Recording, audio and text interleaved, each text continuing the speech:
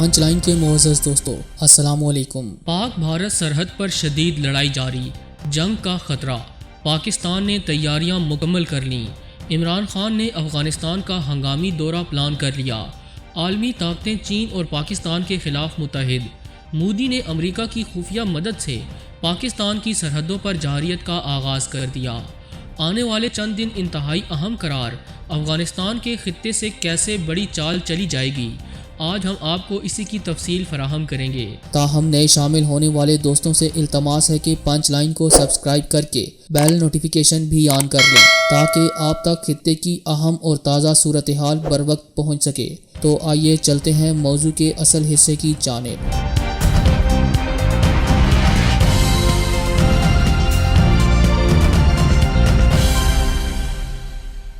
معزز ناظرین گرامی، دشمن نے اپنے عزائم ایک بار پھر سے واضح کرنا شروع کر دیے۔ پاکستان کے خلاف عالمی طاقتوں نے مودی کو مہرہ بنا کر میدان میں اتار دیا۔ امریکی صدارتی انتخابات کے سیاسی نتائج آنا شروع ہو گئے۔ ٹرمپ انتظامیہ اور یورپ نے مودی کو اہم ٹاسک دے دیے، جس کے بعد مودی نے اپنی افواج کو حکم دیا ہے کہ وہ پاک بھارت سرحد پر کشیدگی میں اضافہ کر دیں، جس کے نتیجے میں بھارتی فوج کی جانب سے پاکستانی شہری آبادی کو نشانہ بنانے کی گھٹیا حرکت کی گئی ہے۔ اس حوالے سے ISPR کا کہنا ہے کہ 7 اور 8 نومبر کی درمیانی شب بھارتی فوج کی مقبوضہ کشمیر کے علاقے سوپور میں چند حریت پسندوں سے جھڑپیں ہوئیں۔ اس دوران 3 بھارتی فوجی مارے گئے۔ ہزیمت کی ماری بھارتی فوج نے 13 نومبر کو LOC کے مختلف سیکٹرز پر آزاد کشمیر کی شہری آبادیوں کو نشانہ بنایا۔ بھارتی فوج نے مختلف سیکٹرز پر ہلکے اور بھاری ہتھیاروں سے فائرنگ کی۔ توپ خانے کا استعمال بھی کیا گیا۔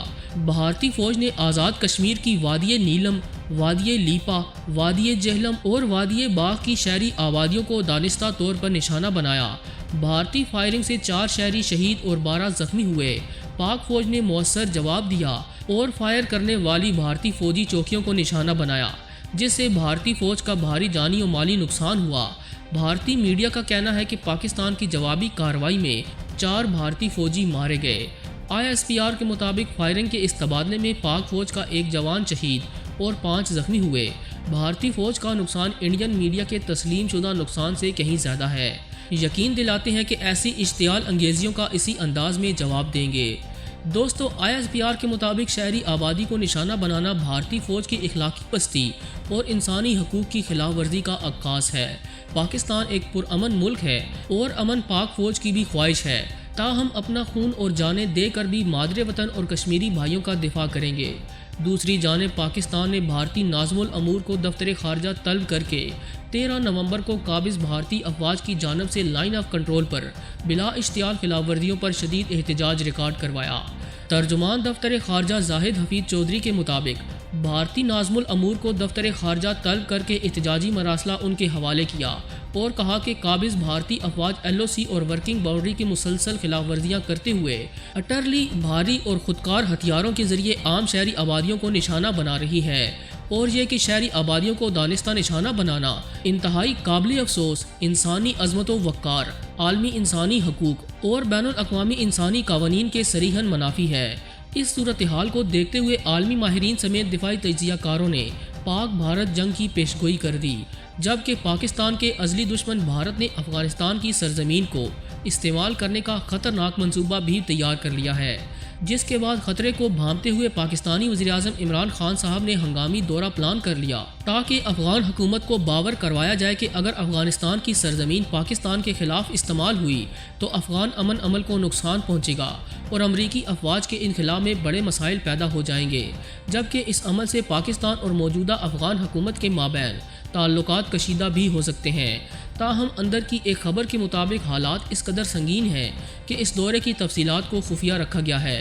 دوستو، بھارت نے افغان سرزمین کو پاکستان کے خلاف استعمال کرنے کے علاوہ ایک اور پلان بھی بنا رکھا ہے، جس کے تحت وہ افغان طالبان اور وہاں کی عوام کے درمیان غلط فہمیاں پیدا کر کے خانہ جنگی کا ماحول پیدا کرنا چاہتا ہے۔ اس سازش کا یہ مقصد ہے کہ امریکی افواج افغانستان میں ہی رہیں اور بھارت کی اربوں ڈالرز کی سرمایہ کاری تباہ نہ ہو۔ اس مقصد کو پورا کرنے کے لیے موجودہ افغان حکومت کے ایک بھارت نواز شخص کو میدان میں اتارا جائے گا، جسے مارشل عبدالرشید کہا جاتا ہے۔ یہ شخص بھارتی قیادت کا پلان بی ہے، یعنی اگر بھارت افغانستان سے امریکی افواج کا انخلاء رکوانے میں کامیاب نہ ہو سکا یا طالبان کے اقتدار پر براجمان ہونے کے بعد اشرف غنی اور عبداللہ اپنا انتظامی اثر و رسوخ افغانستان میں برقرار نہ رکھ سکے تو پھر بھارت مارشل عبدالرشید کے ذریعے افغانستان میں طالبان مخالف جنگجوؤں کی مدد سے خانہ جنگی کروانے کی کوشش کرے گا۔ اپنے اس ہدف کو حاصل کرنے کے لیے بھارتی قیادت کے پاس مارشل عبدالرشید سے بہتر کوئی دوسرا آپشن فی الحال موجود نہیں۔ ذرائع کے مطابق مارشل عبدالرشید کو طالبان مخالف جنگجوؤں سے روابط استوار کرنے کی ذمہ داری بھی دے دی گئی ہے، جبکہ مارشل عبدالرشید کی امداد کے لیے بھارت نواز افغان خفیہ ایجنسی NDS کو بھی اپنے تمام وسائل صرف کرنے کا کہہ دیا گیا ہے۔ مارشل عبدالرشید کے علاوہ گزشتہ ہفتے افغانستان میں قومی مفاہمت کی ہائی کونسل کے موجودہ سربراہ ڈاکٹر عبداللہ کا دورہ بھارت کا بنیادی ہدف طالبان قیادت تک بھارتی قیادت کی آسان رسائی کو یقینی بنانا ہے، کیونکہ ڈاکٹر عبداللہ طالبان کی حالیہ قیادت سے بہت زیادہ تو نہیں، بہرحال کچھ نہ کچھ ضرور روابط رکھتے ہیں۔ ناظرین گرامی، واضح ہے کہ یہ پہلی بار نہیں ہو رہا کہ جب بھارت طالبان کے ساتھ اپنے سفارتی روابط قائم کرنے کی کوشش کرنا چاہ رہا ہے۔ آج سے 19 برس قبل بھی جب افغانستان میں طالبان کی حکومت ہوا کرتی تھی، تب بھی بھارت کی جانب سے طالبان کی طرف سے سفارتی تعلقات کا ہاتھ بڑھانے کی بے شمار کوششیں کی گئیں، لیکن طالبان اس لیے اس وقت بھارت کے جھانسے میں نہیں آئے کیونکہ وہ اچھی طرح جانتے تھے کہ ان کے مخالف گروہ شمالی اتحاد کی پشت پناہی کرنے والا ایران کے بعد اگر کوئی دوسرا ملک ہے تو وہ بھارت ہے، لہٰذا طالبان نے بھارت کے ساتھ اپنے روابط استوار کرنے سے صاف انکار کر دیا تھا۔ یہی کچھ صورتحال آج بھی بدستور قائم ہے اور طالبان قیادت کو ابھی بھی صاف دکھائی دے رہا ہے کہ بین الافغان مذاکرات میں وہ جن افغان رہنماؤں کے ساتھ بھی گفت و شنید کر رہے ہیں، ان کی پشت پناہی پر کسی نہ کسی شکل میں بھارت کا دست شفقت موجود ہے۔ تاہم دوسری جانب پاکستان بھی تمام معاملات پر نظر رکھے ہوئے ہے اور افغان طالبان کو بھی سیاسی طور پر برتری حاصل ہے۔ یہ بات پورے وثوق سے کہی جا سکتی ہے کہ افغان طالبان افغانستان میں اپنا اقتدار مستحکم کرنے کے بعد جو کام کریں گے وہ بھارت نواز افغان رہنماؤں اور NDS جیسی دہشت گردی کی سرپرستی کرنے والے خفیہ اور ظاہری عناصر کی جڑیں کاٹنا ہی ہوگا۔ اور یاد رہے کہ طالبان یہ ضروری کام فقط اپنی بقا کے لیے ہی انجام دیں گے، کیونکہ تاریخ گواہ ہے کہ افغان رہنما تو افغانستان سے آ کر بھارت میں اپنی حکومت قائم کر سکتے ہیں، لیکن بھارت سے مودی سرکار کے ہرکارے جا کر افغانستان کے کسی علاقے میں اپنا اقتدار قائم کر لیں، اتنی ہمت چانکیا کے چیلوں میں نہ تو پہلے کبھی تھی، نہ آج ہے اور نہ ہی آئندہ ہوگی۔ دوستوں، مشرق وسطیٰ کے حالات کے حوالے سے آپ دوستوں کی رائے کیا کہتی ہے؟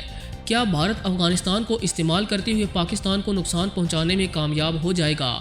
اپنی قیمتی آراء کا اظہار کمنٹ سیکشن میں لازمی کیجیے۔ پوری امید ہے کہ آج کی یہ ویڈیو آپ کو بے حد پسند آئی ہوگی۔ ویڈیو پسند آنے کی صورت میں اسے لائک کرتے ہوئے دیگر دوستوں سے شیئر کریں اور ہمارے چینل کو سبسکرائب کرنا ہرگز نہ بھولیں۔